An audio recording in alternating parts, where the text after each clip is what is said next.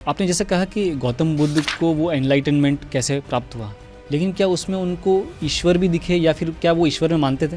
देखिए, हमने कई लोग बोलते हैं, कई लोग मैंने सदगुरु के प्रवचन में भी सुना है कि ही इज़ नॉट, उन्होंने ईश्वर को डिनाई नहीं किया, पर साफ साफ डिनाई किया। एक सूत्र है, उसमें कहा है कि इन तीनों में से किसी एक कारणों से मानता है कि पृथ्वी बनी है, वो मिथ्या दृष्टि है, उसे प्रॉपर संसार की जानकारी नहीं है। एक, जो ये दुनिया किसी ईश्वर ने बनाई है, ये झूठ है, ये दुनिया किसी ईश्वर ने नहीं बनाई है। दूसरा, ये दुनिया किसी एक कारण से बनी है। बुद्धिज्म ये साफ साफ किसी एक कॉज से ही पृथ्वी ये संसार नहीं बना, उसके पीछे लॉट ऑफ कॉजेस होंगे।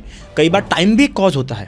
बुद्धिज्म के हिसाब से टाइम भी अपने आप में कॉज है। टाइम का होना, टाइम का ना होना भी क्या है, कॉज है। और इसके अलावा जो भगवान के जो 3 लक्षण बताए, इस संसार के उन्होंने 3 कैरेक्टरिस्टिक्स बताए, इम्परमानेंस, इंटरडिपेंडेंसी और सफरिंग। ये इसके कैरेक्टरिस्टिक है। तो उसमें इंटरडिपेंडेंसी मतलब क्या है कि हर चीज किसी एक कॉज से नहीं आ रही है। जो भी आपके लाइफ में आ रहा है, अराइज हो रहा है, वो किसी एक कॉज से नहीं है, उसके लिए कई सारे कॉज लगे। आपने जो कॉज बोल रहे हैं, ये कई सारे जन्म है। जन्म could be one of the cause. So अभी कॉज की जब बात है तो कॉज भी कई तरह के, पोटेंट कॉज मतलब कारण, प्रत्यय, हेतु, उसको भी बहुत वैरायटी में डिस्कस किया गया है। लेकिन वो कॉज किसी न किसी ने तो सोचा तो होगा, तो वो कहाँ पे था, फिर वो भी किसी कॉज से आया होगा। तो फिर बुद्धिज्म में इस संसार का जो रचना हुई है क्यों हुई है, कैसे बताया? सिर्फ संसार की रचना नहीं हुई है, ऐसा भी समय होता है जब संसार होता ही नहीं, एम्प्टी स्पेस है।